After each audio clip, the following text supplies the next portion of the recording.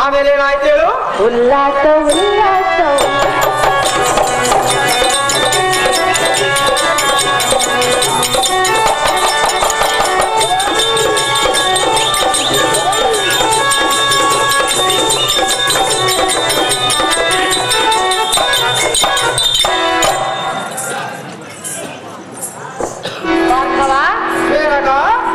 ನಾನೊಂದು ಮಾತು ಹೇಳುವನು ಚಿತ್ತವಿಟ್ಟು ಕೇಳು. ಅದೇನು ಚೆನ್ನಾಗಿ ಹೇಳು. ವಿಶ್ವಾಮಿತ್ರನು ತಪವನ್ನು ಬಿಟ್ಟು ನನ್ನೊಂದಿಗೆ ಸುಖವನ್ನು ಪಟ್ಟನು. ಅವನಷ್ಟು ಅವಸರಗೇಡಿ ನಾನಲ್ಲ ಸ್ತ್ರೀ ಹೇಳಿ ರಾಮ. ಆದರೆ ಇಂತ ಹೆಚ್ಚಿನವನು ನೀನೇನು ಅಲ್ಲ. ಅದು ಕಾಲವೇ ನಿರ್ಣಯಿಸುವುದು ಸ್ತ್ರೀ ಹೇಳಿ. ಅದರಂತೆ ಪ್ರೀತಿಸು, ಸುಖಪಡಿಸು. ಅದು ಸರ್ವತಾ ಆಗುವುದಿಲ್ಲ ಸ್ತ್ರೀ ಹೇಳಿ. ಕಳ್ಯ ರಾಮ, ಧಿಕ್ಕಾರ ಮಾಡಬೇಡ ಎಲ್ಲ ಪ್ರೇಮ. ಹಾಗೆ ಚಂಬಾರಿಕ ಮೋಹದ ಎಣ್ಣೆ ನಿನ್ನ ನಡತೆಯನ್ನು ನಾವು ಮೆಚ್ಚುವುದಿಲ್ಲ ಕೇಳ್ತಾನೆ. ಅದು ಯಾತಕ್ಕೆಂದರೆ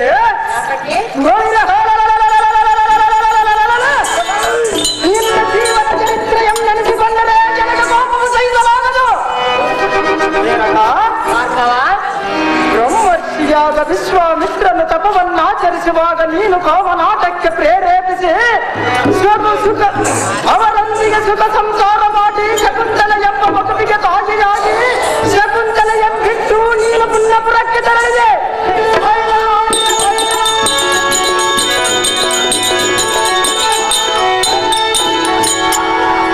ಹಾಗೆ ಭೃಂಗವೇಣಿ, ನೀನು ನಿನ್ನ ದೇಹಕ್ಕೆ ಸುಖವಾಗಲೆಂದು ಮನಗೊಟ್ಟೆಯಲ್ಲ, ಆದರೆ ನಿನ್ನ ಮಾನ ಮರ್ಯಾದೆಗಳಿಗೆ ಮನಗೊಳ್ಳಲಿಲ್ಲ.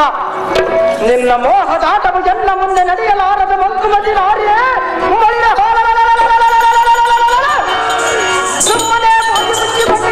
ಬಂದ ದಾರಿ.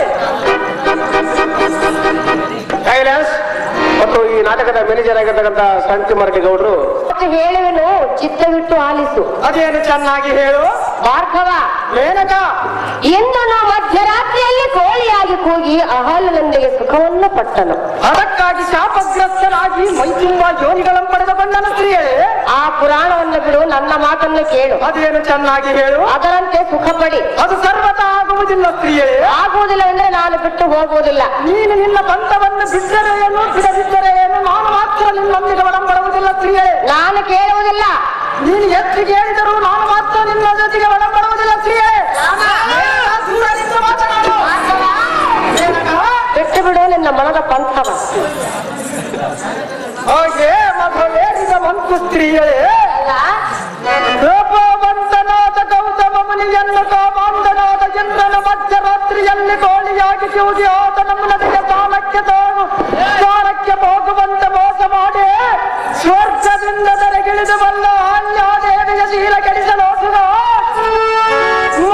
ಋಷಿಯ ವೇಷವಂ ತಾಳಿ ತನ್ನ ಕಾಮಾಂಧತೆಯನ್ನು ಶಾಂತ ಮಾಡಿಕೊಂಡನು. ಗೌತಮ ಮಹಾರಥಿಯಿಂದ ಶಾಪಗ್ರಸ್ತನಾಗಿ ಮೈ ತುಂಬ ಯೋನಿಗಳನ್ನು ಪಡೆದುಕೊಂಡನು.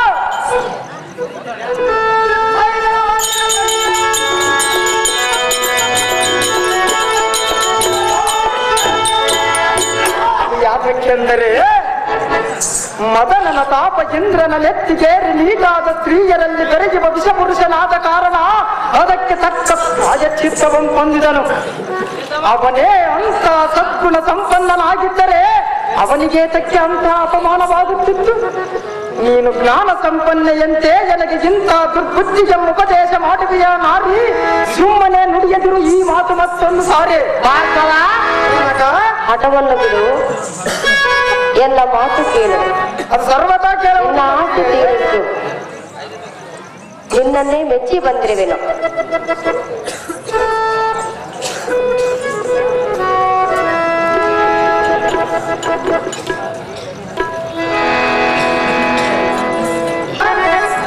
ಬಾಳ ಬಂಗಾರ ನೀನು, ಹಳೆಯ ಸಿಂಗಾರ ನೀನು, ನಿನ್ನ ಕೈಯಾಡೋ